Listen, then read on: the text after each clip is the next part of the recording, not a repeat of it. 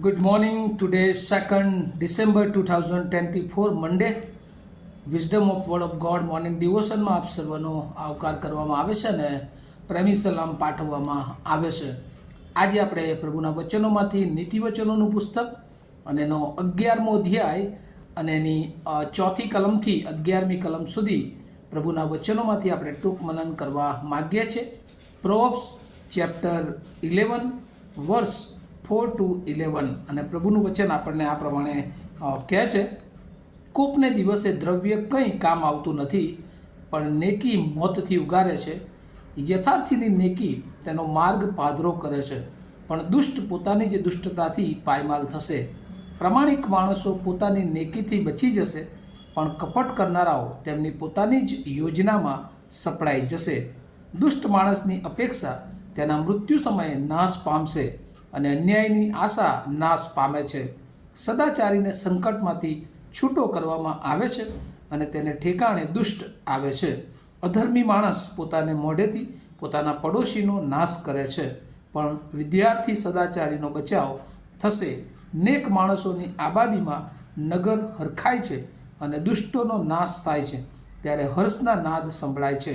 પ્રામાણિકની આશીષથી નગરની ઉન્નતિ થાય છે, પણ દુષ્ટના મોઢાથી તો તે પાયમાલ થાય છે. અને આ પ્રભુનું વચન છે. અને આજે સવારે આપણે પ્રભુના વચનોમાંથી જે વચનો જોવા માગીએ છીએ ને એમાં ખાસ કરીને ન્યાયી અને જે દુષ્ટ અથવા દુરાચારી માણસ, સદાચારી અને દુરાચારી માણસ, એ બંનેના જીવનનો સંબંધી જોઈ રહ્યા છે. અને આજે આપણે એમની કન્ડક્ટ ઓફ રાઇચિયસ એન્ડ વિકેડ, એટલે જે ન્યાયી માણસ છે અને જે દુષ્ટ માણસ છે એની વર્તણૂક એ કેવી હોય છે અને એ પોતાના જીવનમાં શું વાવે છે એ સંબંધી આ ચેપ્ટર 11 જે પ્રોવર્બ્સ 4 to 11 વર્ષ જે છે એ આપણને ખાસ પ્રકારનું એ શિક્ષણ આપે છે. જ્યાં સુલેમાનના નીતિવચનો અને સુલેમાનને જે ઈશ્વરે પવિત્ર આત્માએ દોરવણી આપી અને એના જીવનના અનુભવો એ આ વચનોમાં એ સાંકળવામાં આવ્યા છે. અને એટલા માટે એ બહુ ખૂબ જ્ઞાની હોવા છતાં પણ જ્યારે એ જ્ઞાન એ ન્યાયી તરફ, નેકી તરફ, સદાચારી તરફ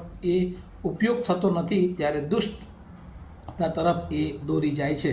અને એવી બાબતો અહીંયા આપણને જોવા મળે છે. અને એમાંનો 11મો અધ્યાય એની 4th કલમમાં જો જોઈએ તો કોપને દિવસે દ્રવ્ય કંઈ કામ આવતું નથી. અને એટલે જે ન્યાયી માણસ છે, રાઇચિયસ છે, એ જાણે કે ત્યાં લખ્યું છે, પણ નેકી મોતથી ઉગારે છે. ડિલિવર ફ્રોમ ડેથ, જે મોત છે એનાથી એ ઉગારે છે. અને જ્યારે દુષ્ટ માણસ માટે એની સામે 4th કલમમાં લખવામાં આવ્યું છે કે જ્યારે કોપનો દિવસ આવે છે ત્યારે રીચ ડુ નોટ પ્રોફિટ. એ જે ધનવાન માણસ છે, જે એની પાસે દ્રવ્ય છે, એ કહે છે કે કંઈ કામનું આવતું નથી. અને એટલા માટે આ વચન દ્વારા પ્રભુ આપણને કહે છે કે આપણે હંમેશા ન્યાયી તરફ બની અને આપણું જીવન બચાવી શકીએ. ત્યાર પછી કલમ 5માં એ પ્રમાણે લખવામાં આવ્યું છે, રાઇચિયસ કીપ હિઝ વે સ્ટ્રેટ. જે ન્યાયી છે એનો માર્ગ એ જાણે કે પાધરો કરે છે, અથવા સીધો એનો માર્ગ હોય છે. એ સીધી લીટીમાં એ જીવન જીવે છે. અને જ્યારે જે દુષ્ટ માણસ છે, વિકેડ ફોલ્સ ઇન હિઝ વે, એ પોતાના જ માર્ગમાં સપડાઈ પડે છે.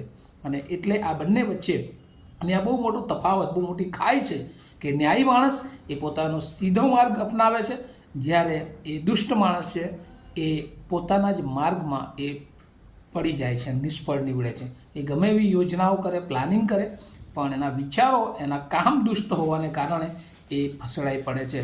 કલમ 6માં એ આગળ વધતા રાઇચિયસ જે મેન છે, રાઇચિયસ ડિલિવર ઓફ હિઝ રાઇચિયસનેસ. અને અહીંયા લખ્યું છે એ પ્રમાણે 6th કલમમાં કે પ્રામાણિક માણસો પોતાની નેકીથી એ બચી જશે. અને એટલે પોતાની નેકીને કારણે બચી જશે. અગાઉ આપણે જોયું કે એ મોતમાંથી બળી જશે, એ સીધા માર્ગે ચાલશે, પણ એ કેમ બચી જશે? કારણ કે એનામાં એ જે સદા આચરણ, એ સારી વર્તણૂક, એ લોકોના પ્રત્યેનો પ્રેમ એ એને બચાવશે. જ્યારે વિકેડ કેપ્ટિવ બાય ધેર લસ્ટ. અને અહીંયા તો બહુ સ્પષ્ટ લખ્યું છે કે એની કપટ કરનારી યોજનાઓ એ પોતાને જ સપડાઈ દેશે. અને એટલે એ નિષ્ફળ જશે, પડી જશે. પણ શેના કારણે? વિકેડ કેપ્ટિવ બાય ધેર લસ્ટ.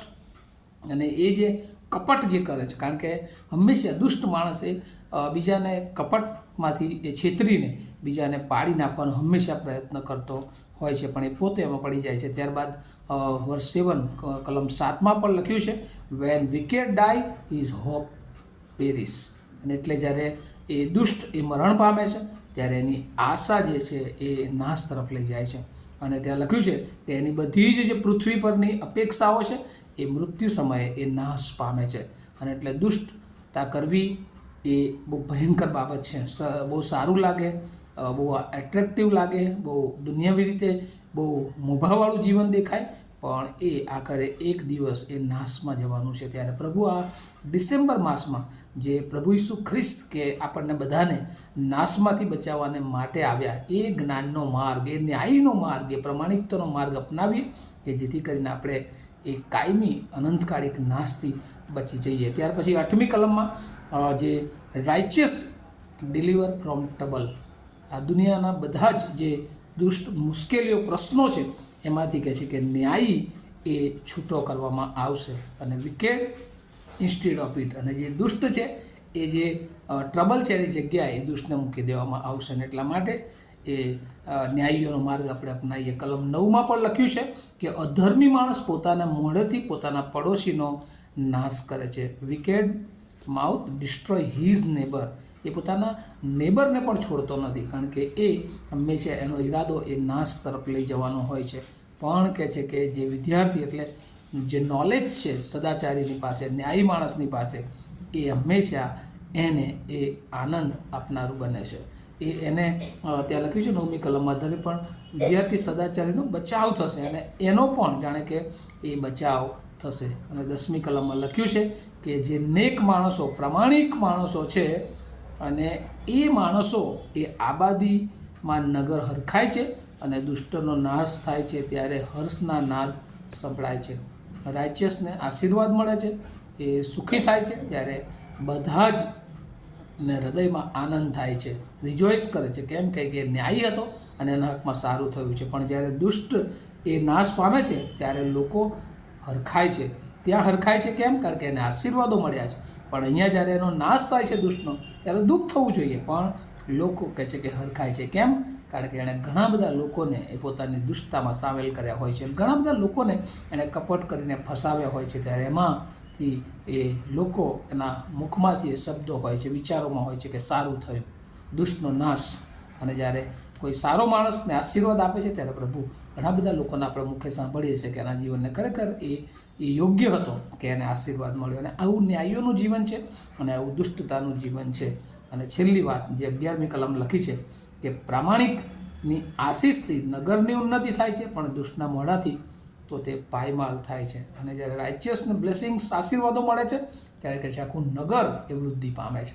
એ પોતે આશીર્વાદિત તો થાય છે, પણ એના દ્વારા જેટલા એના સંપર્કમાં હોય છે બધા જ એ આશીર્વાદિત થાય છે. પણ કહે છે કે જ્યારે વિકેટ દુષ્ટનો નાશ થાય છે ત્યારે દુષ્ટના મોઢાથી તો તે પાયમાલ જ થાય છે, અને એના જવાથી પણ કોઈને નુકસાન પણ થતું નથી. અને એટલે એ રીતે કહેવાય છે કે એ અહીંયા લખ્યું છે દુષ્ટના મોઢાથી તો તે પાયમાલ જ થાય છે, અને જે નગરમાં તે રહે છે એના જવાથી પણ એનો નાશ જ થાય છે. અને આ બહુ મોટી બાબત ઈશ્વર એ આપણને સમજાવે છે. ત્યારે આજે સવારે નાતાલના મહિનામાં પ્રભુ આપણને એન્ટર કર્યા છે, ત્યારે આપણી વર્તણૂક એ ન્યાયી હોય અને દુષ્ટતાથી આપણા જીવનને દૂર રાખીએ, એ જ મારી પ્રાર્થના છે. આવો આપણે પ્રાર્થના કરી. મારા જીવંત અને દયાળુ ઈશ્વર, બહુ આભાર માનીએ છીએ આજે સવારે ન્યાયીપણું અમે ધારણ કરીએ અને દુષ્ટતાથી અમારા જીવનને અમે દૂર રાખીએ, કેમ કે આખરે અંત એ ન્યાયીઓ એ એન્ટર થાય છે અનંત જીવનમાં, એ આશીર્વાદિત થાય છે અને બીજાઓ એના દ્વારા આશીર્વાદિત થાય છે.